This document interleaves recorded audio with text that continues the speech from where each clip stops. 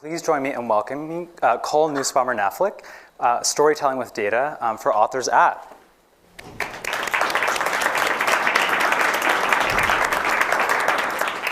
Cole was on our team, People Analytics and People Operations here at Google many, many years ago, and she led our relationship with sales. And she was known throughout the team for her incredible expertise with presenting data, visualizing data, and making it actually speak to clients and to users.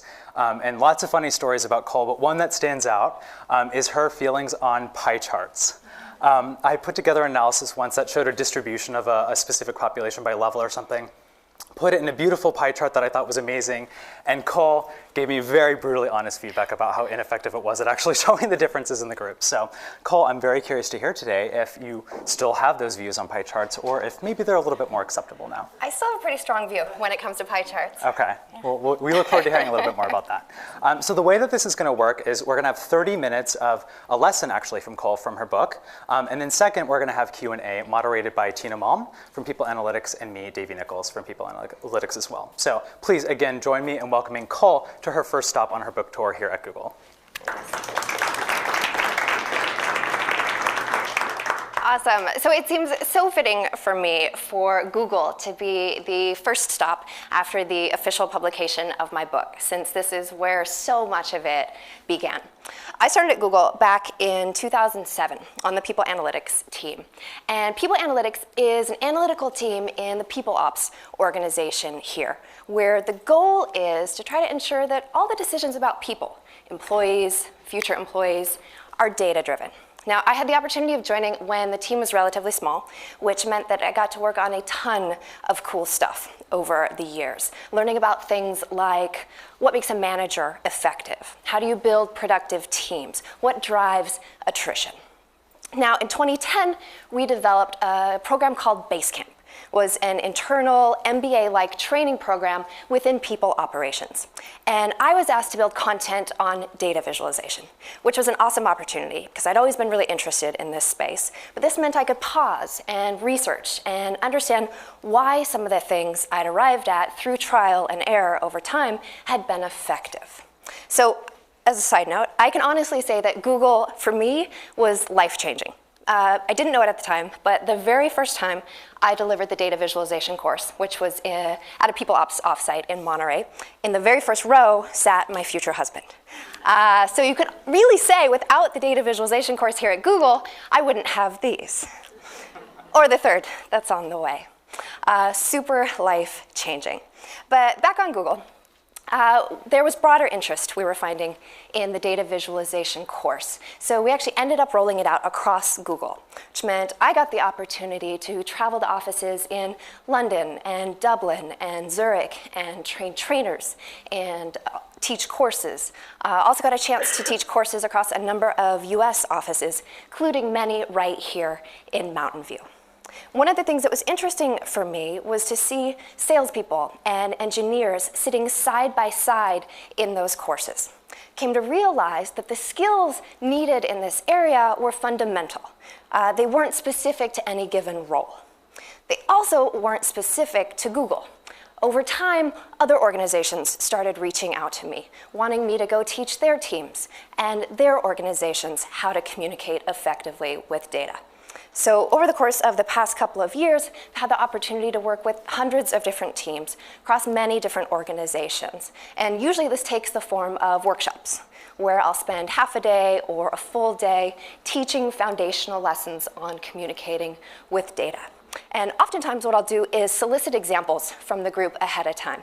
And we'll go through the lessons, and then we'll spend time talking about that group's specific examples. And I'll go through my makeovers as one potential path that leverages the lessons that we've covered. So I thought it might be cool to take you through a couple of these. We won't go through them in a lot of detail, but just to give you a visual sense of what you can learn in the book. So this first example is one from the philanthropic sector. This was a foundation that wanted to start a conversation on shifting spending from non-initiative, which is the big sort of cream-colored segment at the top left, to higher education, that tiny blue segment. So in this case, we changed from the pie chart, we've already talked about my views there, to this. right? If we want to shift spending, let's say we want to shift spending and start a conversation about that. Use visual cues to draw our audience's attention to where we want them to pay it. Let's look at another example. So this is one from an IT group who couldn't believe that people, after looking at this graph, weren't doing anything with this information. Why weren't they acting upon this information? Here it gets totally lost in the graph, right? There's no story to bring it to life. Now the backstory was, if we stare at this long enough, we can see there's a gap starting to form out on the right-hand side, where the number of tickets coming in are exceeding the number that are being processed. Now the backstory was they'd lost a couple of resources, they were understaffed, and they really wanted to hire a couple more people. And they couldn't understand why nobody was doing that based on this graph. So in this case, we changed from that to this. Again, making that call to action clear, annotating the context directly on the graph, drawing attention to that gap that's forming on the right-hand side. So I got one more of these. This is an example from a small organization who was recognizing that their regional sales composition had shifted over time and wanting to have a conversation about what some of the implications of that were. Now, this is an interesting one. I've used this a number of times in workshops. And when people flip to this graph, there's often a sort of immediate negative visceral reaction, which is something we want to try to avoid in our audiences. And now I can't imagine all of them were Packers fans, like my husband. These are sort of Broncos colors, right? But rather that this graph was unnecessarily confusing. Now, the beautiful thing here is there are some clear takeaways articulated at the bottom. It's just almost impossible to know where to look in the data for evidence of those takeaways. So in this case, changed from that to this, making the focus on the change, tying the text directly to the data, both through proximity and similarity of color. Now, one thing to note is these examples, they cross many different industries. I mentioned before, these skills, they're not role-specific. They're also not really industry-specific. Rather, they're foundational. And over time, through all of the workshops that I've taught over the past few years, I've codified these lessons. And that's what ultimately led to this, my book. And I'm super excited to be able to share with you today a couple quick lessons from my new book, Storytelling with Data. So we're going to talk today about two key lessons. First off, focusing attention, and secondly, telling a story. I want to draw one important distinction at this point, which is the distinction between exploratory analysis and explanatory analysis. So exploratory analysis, you perhaps start off with a question or hypothesis, or you're just digging through your data, trying to understand what's interesting, what can I learn about this data that somebody else might care about. Once you've identified that interesting thing, then we move into explanatory space. That is where you have something specific you want to communicate to somebody specific. And it's this latter space we want to keep in mind today. And when it comes to explanatory analysis, these lessons become more important than perhaps any others. First off, thinking about where you want your audience to pay attention and doing things on purpose to make that happen. And then secondly, never simply showing data, but rather making data a pivotal point in an overarching story. So we'll talk briefly through each of these. First off, focusing attention. I can recall a time at Google where I was working on the Project Oxygen study. Quick show of hands, how many people are familiar with Project Oxygen? Most people in the room. So Project Oxygen was a study led by my colleague Neil Patel. And the goal really was to try to understand on a mathematical, a statistical level, what makes managers effective. One of the challenges that we encountered was, after the study was done, communicating the results of it to a very mixed audience, where we had both engineers who had a great desire for detail. They wanted to understand the methodology, they wanted to be convinced of the robustness of the analysis. At the same time, we were also wanting to communicate to sales managers, for example, who were mostly less concerned with the methodology and more concerned about what's in it for me. How should I act differently based on this? And so what we found was, by really being careful about how we focused attention, we could preserve a lot of that detail, but push it to the background and make the meta point pop out so that it was clear. Let's talk a little bit about how people see to get into more of this how we focus attention. So here's a super simplified picture of that process. On the left-hand side, you have light refracting off a stimulus. This gets captured by our eyes. We don't fully see with our eyes. Rather, most of what we think of as visual processing takes place in our brains. Now, in the brains, there are a few types of memory that are important to understand as we're designing visual communications. We'll talk about one of them today, which is iconic memory. Iconic memory is super short-term. It's shorter than short-term memory, and information stays there for fractions of a second before it gets forwarded onto our short-term memory. The really cool thing about iconic memory is that it's tuned to a specific set of what we call pre-attentive attributes. So let's actually pause here and do a quick exercise. So in a moment, I'm going to put a bunch of numbers up on the screen. What I'd like you all to do, as fast as you can, is count the number of threes that you see. We got it, we're going to count threes. When you know the answer, shout it out. It is a race. You would like to win. Ready, set, go.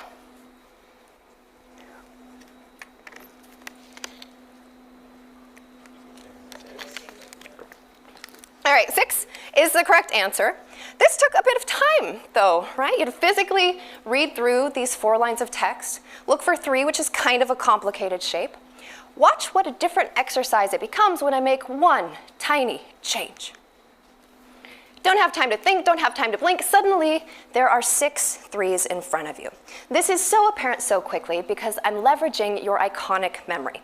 I'm using the pre-attentive attribute of intensity of color, in this case, to make the threes the one thing that stand out as different from the rest. Now, this is hugely critical because what this means is our pre-attentive attributes, if we use them strategically, can help enable us to get our audience to see what we want them to see before they even know they're seeing it. Here are the attributes. I won't read through all of these, but notice as your eyes scan across the screen, how they're just drawn to the one within each group that's different from the rest. You don't really have to consciously look for it. Now, one thing to know about the attributes is people tend to associate quantitative values with some, but not others. For example, most people will consider a long line to represent a greater value than a short line. It's one of the reasons bar charts are intuitive for us to read. But we don't think of hue, for example, in the same way.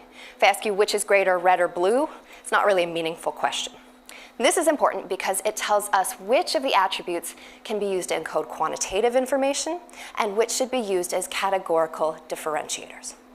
Now, as you can perhaps imagine, pre-attentive attributes become huge tools for focusing our audience's attention when it comes to visualizing data. So here's some sort of generic data from our annual customer survey. We can see how we've fared across a number of dimensions. Notice how, without other visual cues, this becomes very much like the count the threes example again. We have to look at this data, read through it, figure out what might be important to pay attention to. Whereas if I'm the one communicating this data, I should have already done that for you. In which case, I can use some pre-attentive attributes, perhaps paired with some explanatory text, to draw your attention very quickly to one part of the story.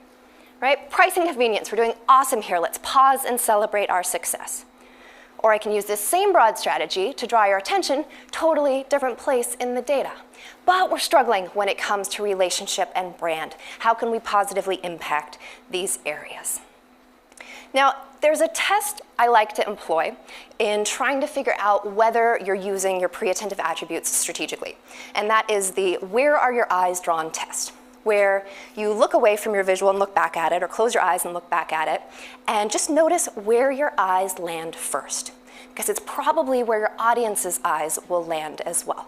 So I thought we'd do this with a series of pictures and just talk about the implications for our visual designs. So I'm going to put a series of different pictures up there. When I put the picture up, just shout out where your eyes go first. Ready? Where do your eyes go first? Here.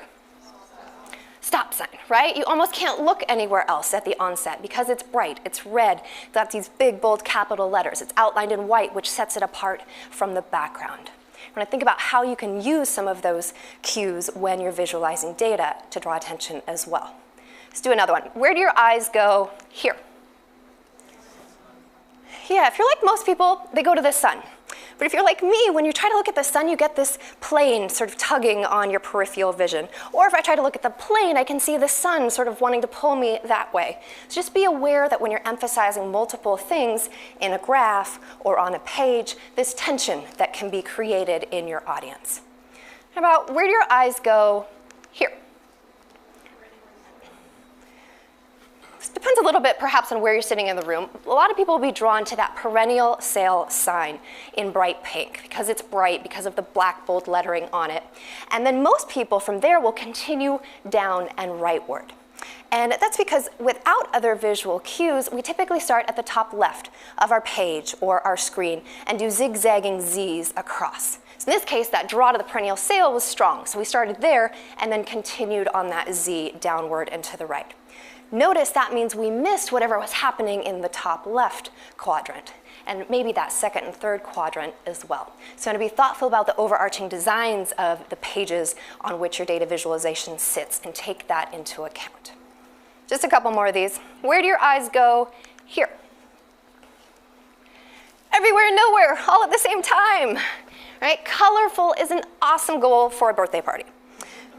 Color is not such an awesome goal when it comes to visualizing data. When we make so many things different, we have a lot of stuff competing for our attention, which actually makes it really hard to look at any one thing. Check out the difference in how your attention is focused here versus here. Right? With the red balloon, the one thing that's different on the whole page, we almost can't not look at it. That is the power of color, specifically used strategically. Let's take a look now at an example from that Project Oxygen study that I mentioned at the onset. This is what one of our original slides looked like. It's been genericized a bit. We can see our main takeaway at the top. Some elements of job satisfaction are more sensitive to manager quality than others. We've got some categorizations here and then our data at the bottom. Here we're not using color so strategically. Here color is used as a categorical differentiator. Originally we've taken them off here, but we're categories along the bottom. You can think of those like Google Guys categories, things like career development and performance management and culture, which is not necessarily how we want to be using our color. So in this case, our redesign looked like this. The graph's mostly the same. The contents of the page are pretty much exactly the same. We've just rearranged things a bit and used our pre-attentive attributes, color specifically, more thoughtfully to really draw our audience's attention to where we want them to pay it. While we draw attention, we also want to think about embedding our data in story. So by way of a Google anecdote, I can recall a time when I was working with one of the junior analysts on our team. And she had just finished analyzing Google Geist results from the annual employee survey for a given part of the organization, and was getting ready to communicate those results to the leader of that team. And this particular team had been struggling in a lot of places. The scores weren't great, so there was some sensitivity around how that message should be delivered. And the deck at that point was page after page after page of the standard report. No story and little narrative to tie it all together. It would have been very easy for the leader of that group to say, oh, that's interesting, and move on to the next thing. That would have been a failure. So what I had the analyst do was set the deck aside and tell me the story. Tell me what you learned when you were analyzing this data. And when we did that, the articulation of the story was super powerful. There were clear areas for improvement, and she knew exactly where to focus action to achieve that improvement. This we could use to light a fire under the leader for that team. So it's a good example of how data without story isn't always so meaningful, but the story can help bring the data to life. So when I think about how we can leverage that power when we are communicating with data every time we're doing it. Here are some facts on a slide. Go ahead and read through these.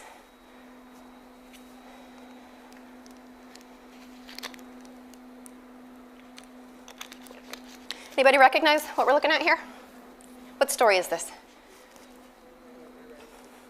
Red Riding Hood, right? But facts on a slide are not so compelling or memorable. If I ask you a day or two from now, what distance was it from Red Riding Hood's house to Grandma's? Or what time did Red Riding Hood get there? These aren't likely facts that you will have committed to your memory. Stories, on the other hand, are memorable. So how many people, quick show of hands, know the story of Red Riding Hood? Pretty much everybody in the room. We'll do a quick thought exercise here. We'll just take about 15 seconds. Close your eyes or stare up at this screen, and I'd like you to recall for yourself the story of Red Riding Hood, thinking specifically about the plot, the twists, and the ending. 15 seconds here.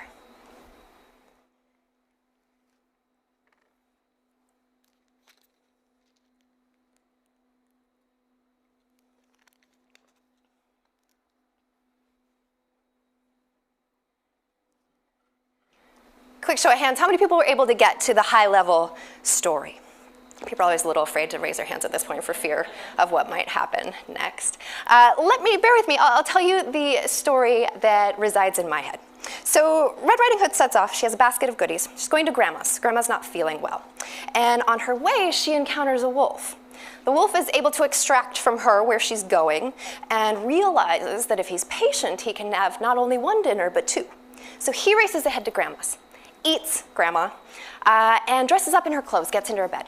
Red Riding Hood arrives and senses something is awry and goes through a series of questioning with the wolf posing as Grandma. Oh, Grandma, how big your eyes are. Oh, Grandma, how big your ears are. Oh, Grandma, how big your teeth are. To which the wolf replies, all the better to eat you with.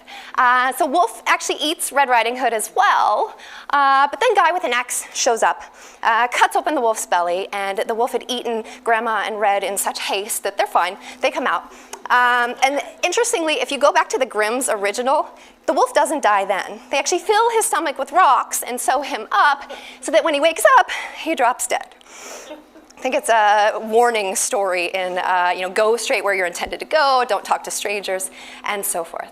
But what does this tell us about what we're here to talk about today? So for me, stories like Red Riding Hood are evidence of a couple of things.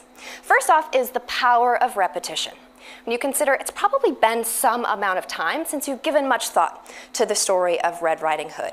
And yet, over the course of time, you've perhaps heard that story a number of times, read the story a number of times, maybe told the story a number of times.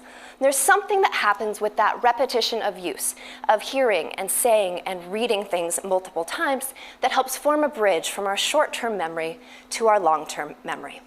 The other cool thing that stories like Red Riding Hood illustrate for us is this magical combination of plot and twists and ending that enable things to stick with us in a way that we can later recall and retell to somebody else.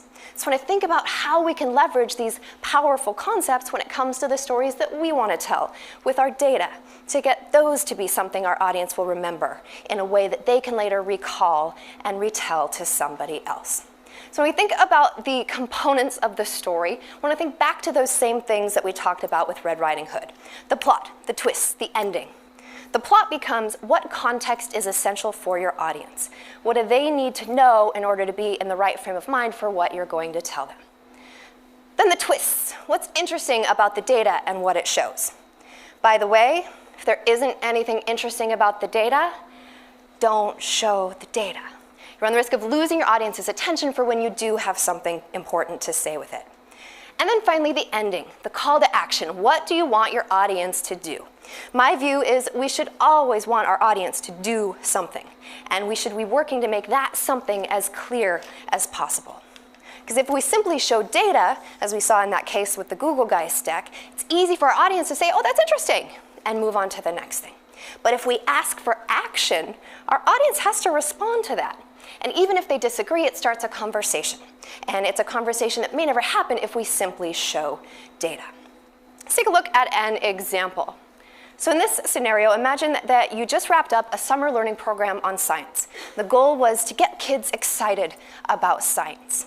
We have some survey data from a survey we gave before the program on the left and after the program on the right, where children could classify their interest as bored, not great, okay, kind of interested, and excited. I'll give you a moment to take this in, and then we'll talk about it.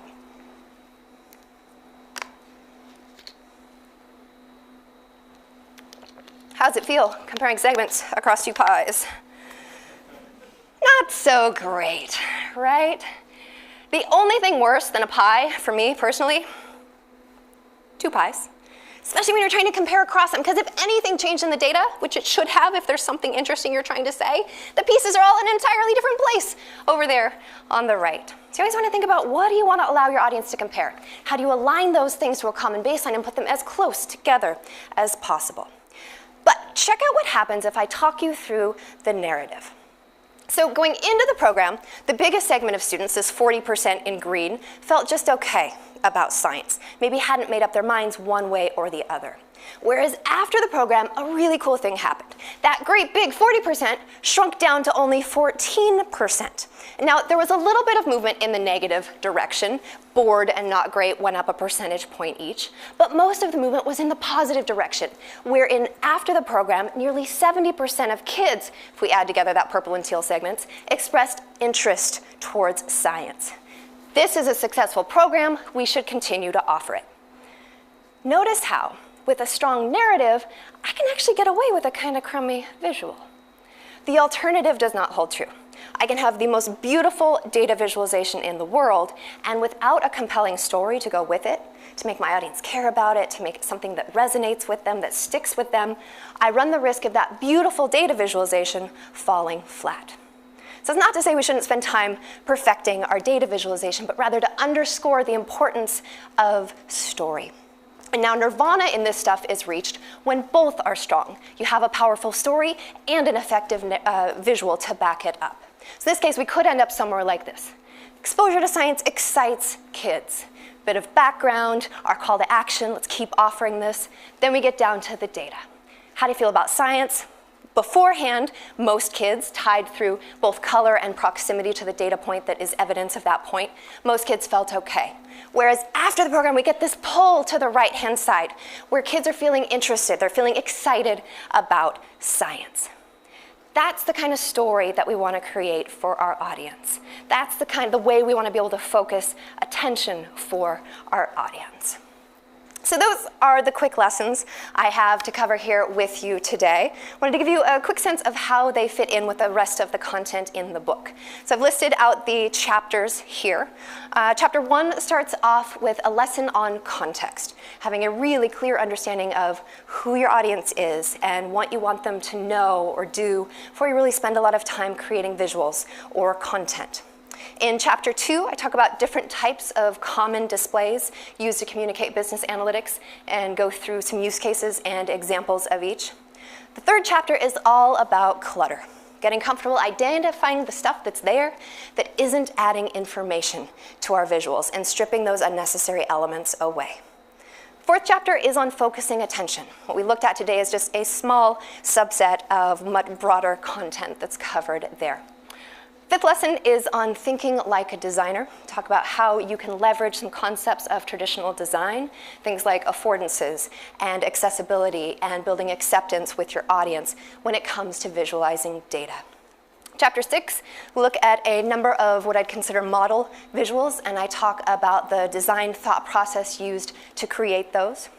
Chapter 7 is focused on story. And again, what we've looked at today is just a small piece of that. Chapter 8 pulls all of these lessons together, goes through a single example from start to finish, showing all of these in coordination. Chapter 9 covers a number of case studies on common challenges faced when visualizing data. And then the final chapter is a wrap-up. Recap what's learned, talk about where to go next, and discuss building a storytelling with data competency in your team and in your organization. So before I turn this over to Q&A, I wanted to say a quick word on Google. So when I joined Google in 2007, I was the envy of all my friends. And one thing that's been really cool to see, as I've talked to so many people at so many different organizations, is this fascination with Google still exists today. So one word of advice from a former Googler to current Googlers is to really just appreciate everything that Google has to offer. Take full advantage of all of the opportunities that you have here. I like to think that I did, and it got me to a really fantastic place. So with that, I say a very big thank you.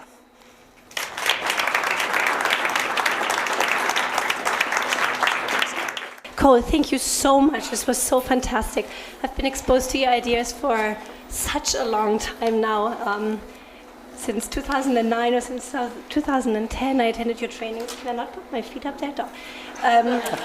I attended your trainings and I read your book and I just listened to this fantastic introduction to your book, and I still learn something new and something different sticks with me every time. It's like one of those good movies that you keep watching over and over again. So we want to open up the next 30 minutes with Q&A. So I have the microphone, so I'm going to be walking throughout the room to see if there are any questions in the room. If you have any questions for Cole and VC, please email Daniel, KUY, at. I did already receive one question while you were talking, and it is not about the book, but the question is from San Francisco. So the question was, what is life outside of Google?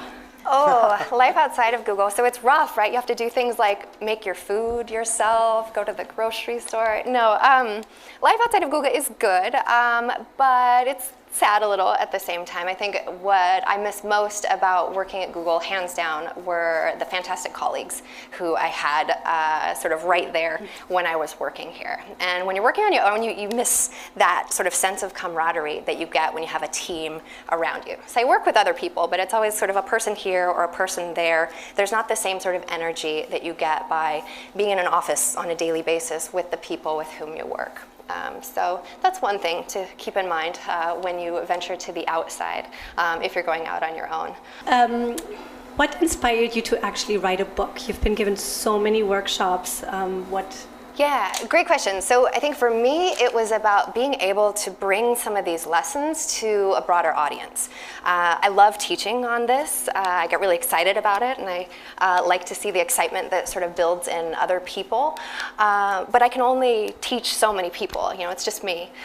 So being able to write that book means it can sort of be out there for anybody to pick up, and especially for people who may not otherwise have an opportunity to go to one of the workshops. It's nice to be able to put the lessons out there. Hey, Cole. My question is about interactive visuals. I would guess that in 2008 or 9 when you were starting, mostly visualization meant a static thing on a piece of paper. And now, like New York Times interactive visuals, D3, there's so much interactive. I'm curious about how you think about interactive visuals in general, and particularly when you think they're most appropriate, or any lessons about interactive visuals? Yeah, great question, David. So I tend to focus in the examples that we saw here and in the book on static visuals. When you have a specific story you're trying to tell, how do you get that across your audience in a way that's going to be effective?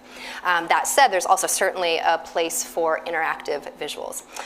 One thing I would caution with interactive visuals is just questioning that assumption that your audience wants to dig. I think sometimes we think our audience wants to dig more than they do, or sometimes they even tell us they want to dig more than they may actually do. And so one way I've seen done of marrying the two is to have that meta story and to call that out and to highlight it and to put it in words, but then also allow that interactivity for the audience who's going to be inclined to dig to be able to do that. And the New York Times is a great example of that, right? Because they'll have a couple headlines that they pull out of, here are some of the meta interesting points. Are you looking to rent or to buy, or some of these different interactive visuals that they've put out over the years. But then they also have all of the data there for you to be able to play around with as well, which can create a different sort of engagement with the audience as well, which is one of the really powerful things about interactive visualizations. Yeah, great question. Hey, Cole. Hi. So kind of building off of David's question, I think another common way that people look at data that's different from or I guess it's a little more interactive, but different from a static, is dashboards. So we create these big dashboards, and sometimes they're useful, sometimes they're not, but they have a lot of data there. And how do you think about it when it's I guess, a little bit more challenging because you don't necessarily know ahead of time what the story is going to be? And so how do you still capture that story aspect when you just don't know what it will end up being? Yeah, dashboards are sort of a specific different use case as well. And when it comes to dashboards, if you really are wanting to allow your audience to dig and come up with their own stories, then you actually want to stay away from some of the stuff that we talked about here today. Because as soon as you use color, especially, to draw your audience's attention to one story, it actually makes any other potential stories much harder to see. So dashboards, you want to think about designing in grays when you can, or using color only as a categorical differentiator, not as a visual cue that says draw attention here. Dashboards for me fit, I talked about this distinction between exploratory and explanatory. And for me, dashboards fit more in the exploratory, but I think often get sort of tried to be used for the explanatory, where a dashboard is sort of, I've got all of these metrics on a single page or on a single screen. I can scan through them. I can look for where are things in line with what I expect, where are they not in line with what I expect, and then pick out, hey, something might be interesting there, and then dig in on that. And when you can find the interesting thing, then instead of using the dashboard to communicate that, my view is you should do the stuff we talked about today and take that interesting thing and make that the focus, and not necessarily confine yourself to the dashboard for that. Because the challenge is in trying to communicate to an audience with a dashboard is by showing them so much, it's hard to draw attention to one particular place. First of all, thanks for such a compelling presentation. It was incredible. Awesome, thank you. My question is, in addition to reading your book, what are some resources that you could recommend for us to explore data and kind of create those effective presentations? And like on the flip side, like what are your favorite tools? Like do you use like Tableau or Sheets, of course? Yeah. Excel, yeah. Thanks. Great question. So yeah, when it comes to getting inspiration for visualizing data, there's a massive amount of content out there on the web. Right? You Google it and you'll come up with some great things. Some really fantastic blogs, a lot of great work.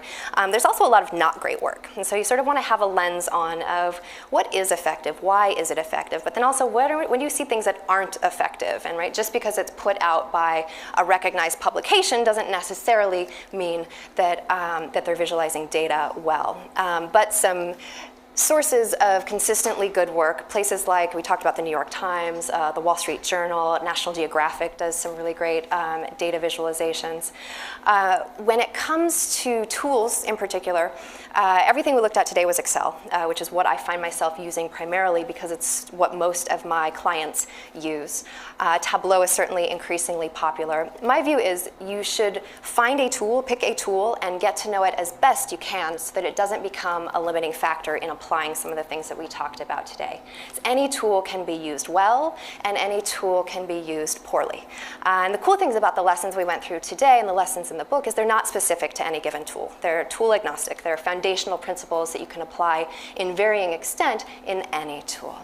I had a question just around what you have seen, or if you've seen, any particular learnings as regards to localization, or when you talked about iconography towards the beginning of your presentation, I know that's so different that we see in street signs depending on what country you're in. Curious if you've seen that at all with the data visualization side of things, including maybe with color. Yeah, and color is the place that comes to my mind immediately with that question, because one thing to be aware of, color in particular has this unique ability to impart tone and sort of incite emotions, and so you always want to think about how you're using color and what sort of tone you want to set, whether it's in a graph or in the broader communication that contains that graph, and use color to reinforce that. But on that note, one thing to keep in mind is that different cultures associate different meanings with different colors. So depending on who your audience is, who you're communicating to, that's something to take into account. David McCandless has its beautiful sort of visualization that's at the same time interesting tool for visualizing data, which is, it's called Colors in Culture. And it's this big color wheel, and colors in that case is British, he's British, C-O-L-O-U-R-S. But it shows you the connotations that different colors have in different cultures. So it can be a very useful tool if you are communicating to an international audience. His site is informationisbeautiful.net. Great question. My question is, if we have a lot of data that we want to show, like there are lots of key insights that we want to pull, would you suggest that we try to parse them out into different pieces, or do you have a recommendation for something that we could use to kind of point out all the different insights? Yeah, a couple of thoughts on that. So one thought is when you have a lot of different things you want to say about the same data set is to step back and figure out, is there an overarching story that you can use to weave all of those disparate pieces together? Because as we talked about, that's one way of really making it memorable for your audience. A specific strategy you can use depending on the situation is something similar to what we looked at with that generic bar graph from the customer survey, where if if you're showing a bunch of data and you want to be able to talk your audience through it, but then focus on one specific thing at a time, you can start off with just the data, or even just a blank graph sometimes that has the axes labeled and titled, but no actual data. Explain to your audience what they're going to be looking at. Then you layer on the data, and then you maybe use color or another visual cue to draw your audience's attention to one part and talk about that. Then draw attention to another part and then talk about that. Is a nice way of being able to build familiarity with the data with your audience as you talk through it, and then also focus attention really specifically within that broader data set when you have specific things you want to say about it. Great question. Then let me ask you one more. Your opinions about green. I noticed that you didn't use any green on the slides. Oh, interesting point. So that was by accident, probably more than intentional. Although back on the topic of color, one thing you want to be sensitive to is color blindness. So roughly 8% of men and 0.5% of women experience some form of color blindness. Most typically that manifests itself as difficulty in distinguishing between shades of red and shades of green, which means you want to, in general, avoid using shades of red and shades of green together. Or if you want to leverage that connotation, right? Green, it went up, that's good. Red, it went down, that's bad. You can do so. Just make sure you have some additional visual cues there. Make the numbers also bold. Put the plus or minus sign in front of them. Do something else to set them apart visually so you're not inadvertently disenfranchising part of your audience. Personally, I tend to do my designs mostly in gray and then use blue really sparingly to draw attention. I like blue because you avoid the colorblind issues. It also prints well in black and white if that's a concern. But that said, blue is certainly not your only option. And you want to think about, as we talked about, the tones of different colors. You want to think about brand colors and all of these things and how those can fold into how you visualize your data. Cole, I just want to point out that even though you haven't been at Google for a number of years, you're still super influential, and I see a lot of great slides that are blue, that are gray, and I, for one, have a delight in cutting all the clutter, and I think it's because of you, so thank you so much for your contributions. Awesome. One question that we had for you, we've talked a lot about the what in the book. Yes. I'm also curious about the how. What was the most difficult part of writing this book? I mean, was it a bigger challenge that you had predicted? Like, what was super difficult about it? Yeah, that's a tough question. So I tend to be very organized and very structured. So once I decided I was going to do this, I set out and I made the plan of here's what each chapter is going to be, here's the timeline, set some sort of aggressive timelines with my publisher. So I think really the hardest part was time. Right? Because actually physically writing and creating all of the visuals takes a lot of time. As you saw, there are a couple of small people who live at my house, and so time is precious. So trying to fit it in between all of life's other things was challenging at times, but I think overall worked out really well.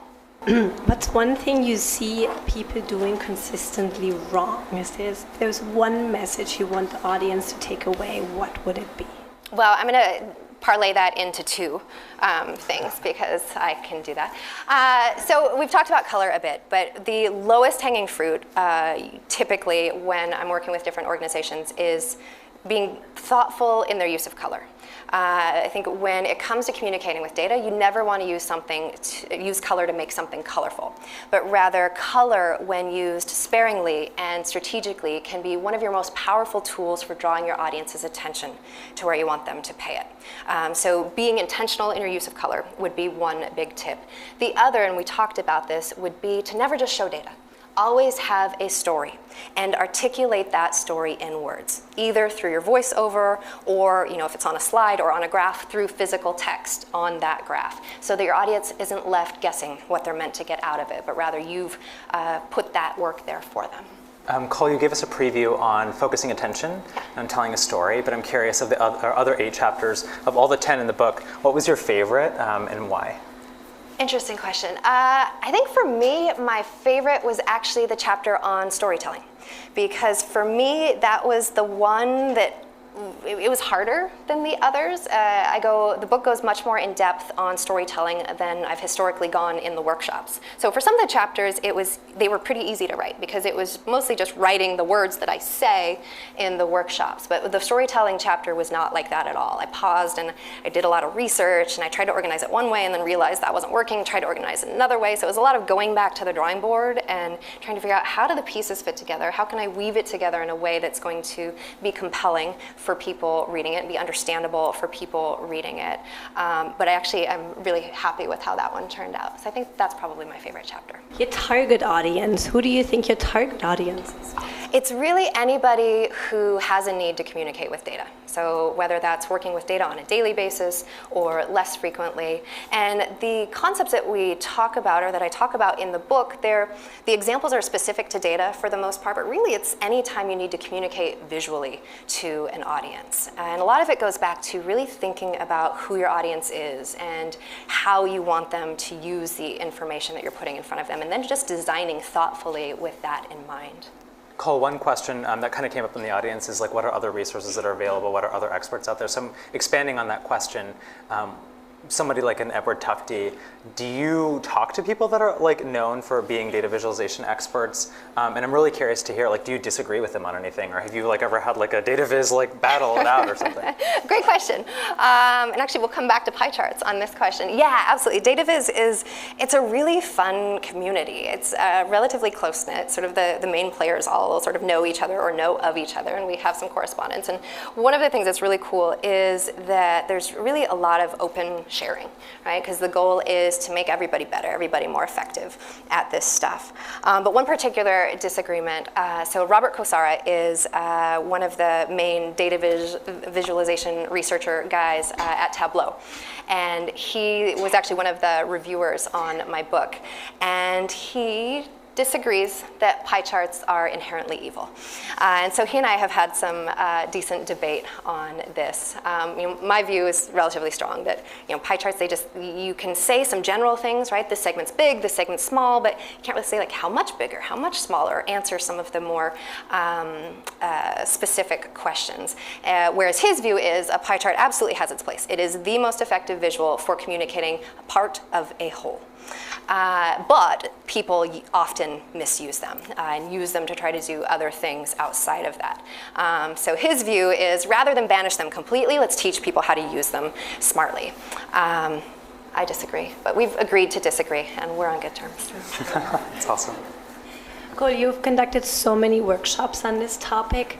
Have you noticed any differences between people attending these workshops, between various industries, people from the tech sector versus academics versus people from the banking industry? Yeah, I think there are absolutely differences when it comes to just culturally, how do different organizations deal with data, communicate with data. But one thing that's been cool to see is that these lessons, they stay the same, irrespective of industry. They sort of cut across all industries, which is interesting. And for me, being able to see the organization's data and see some of how they've communicated with data before going in gives me such an interesting perspective and lens on the organization. But so I think there are differences in how organizations use data, but the concepts that we talk about in the book really span everything. Cole, one question. You mentioned that like you did a lot of research for the book. You mentioned some like I'm guessing neuroscience type concepts. What sort of disciplines did you draw on, when you were like researching or composing, or as you've become more and more of an expert? Yeah, one of the interdisciplinary places that I've drawn a lot of inspiration from is just the area of physical design. When you think about if you're designing a chair, how do you make that work for your audience? And now data is different because it's not a sort of a tangible thing. So the things you have at your disposal to show how to use something is not tangible, it's visual. So then it's thinking about how do you visualize this, how do people see, bringing in some of those sorts of things. One example that I like, are people familiar with the OXO brand of kitchen gadgets? So they're things like vegetable peelers or spatulas or like a garlic press. And if you just sort of spew them or lay them out on a counter, it's intuitive how to pick them up. And you sort of don't even realize that when you're picking them up, because they're formed in the way that's going to make you pick them up in the way they're intended to be used, which is brilliant, right, from a design standpoint. And we want to think about how we can leverage those same sort of cues when it comes to our data, of how do you make it so obvious to the audience how they're supposed to use that data that they can't use it any other way, right, that they can't help but see what you want them to see. So design is probably one of the big places that I drew from when it came to researching some of the stuff for the book. In regards to tools, earlier you mentioned Excel and PowerPoint, but are there any other tools I need to be fluent in to apply your lessons? No, and not necessarily be Excel and PowerPoint either. We talked about Tableau, Sheets. There are many different tools out there. And again, my view is that any tool can be used well and any tool can be used not so well. But pick a tool, get to know it as best you can so that it doesn't become a limiting factor when it comes to applying some of the lessons that we've talked about and some of the lessons covered in the book. Cole, if you were to do storytelling with data V2 in 10 years or 20 years, I know it takes a lot of time to write these books, what would it be on? Like, would anything change dramatically, or what do you think? Yeah, that's an interesting question. I used to always get that question at Google as well, of like, what's data visualization 201? When's that coming? What does that look like? And for me, there isn't an obvious sort of next one, because the concepts that we talk about, they're fundamental. They should be used always, and as you get more experience visualizing data, it's not that the way you visualize it changes. I think it just becomes more nuanced in how you apply some of the things that we talk about here. So for me, there isn't an obvious sort of next iteration, but who knows, that may change after the next 100 workshops or so. Hi, Cole. I teach a wonderful course of data visualization here at Google, and today, so I teach Data Viz 1, which is pretty much focused on the first part of your presentation today. I really loved it with the second part of your presentation with the storytelling. I think it made perfect sense, and I think a lot of us could benefit from learning these two things together, because storytelling is obviously such an important part of the overall lesson here. So is this something that we can steal with pride? And I used to work with the people dev team, so I would love to share anything that's available. And I just think a lot of Googlers will benefit with the second part of this presentation today. Yeah, absolutely. I mean, definitely check out the book, because like I said, storytelling is covered in much more depth there, because the storytelling piece really came in after the original course here was developed. So there's not a lot of that content there. But yeah, I mean, this is a space where when you see something good or effective, steal it. Use it for your own use. There's no shame in that at all. And it's by practicing these sorts of things that we all get better. So yeah, absolutely. Cole, it is so great to see you back at Google as someone who took the very early version of the course and I knew this is something special which I wish somebody, the rest of the world gets to see. And I know how passionate you are about this topic. I'm so happy to see this coming. Thank you for taking the time to come and talk to us. My question was around, this is just as much from the organizational perspective. It's a skill, but it's also like the culture of just having so much focus on it. So as you speak with clients from a variety of industries, what are the type of thing that you think like we as sort of employees or the leaders can do to kind of like get a culture of having focus on this aspect just as much as anything else, like data infrastructure or anything else? What can we do to get this message out in the world? Yeah, I mean, so Google's already taking steps, right? The fact that there is a data viz course here and that it's made widely available sort of proves that there is an appetite for this and resources for it, which is awesome. I think when it comes to propelling that even further and embedding it throughout the culture, it's about recognizing when it's done well and promoting that, right? When it's done well, when there are good examples of really highlighting those to other people and making it a goal. It's always been interesting to me, because if you think of the entire analytical process, you start off with a question or hypothesis, then you collect the data, then you clean the data, then you analyze the data, and at that point you can get away with just throwing it in a graph and being done. Where the graph is the only part of that entire process that your audience ever sees. So my view has always been it deserves at least as much time and attention as the other parts. So I think as you have more examples internally of people doing that well, that you can sort of hold up and say, here, this is what we should emulate, it starts building a culture around that over time. And investing in people when it comes to the training, developing internal experts to whom others can turn, all of these things can help sort of continue that positive momentum. And with that, thank you so much. Thank you.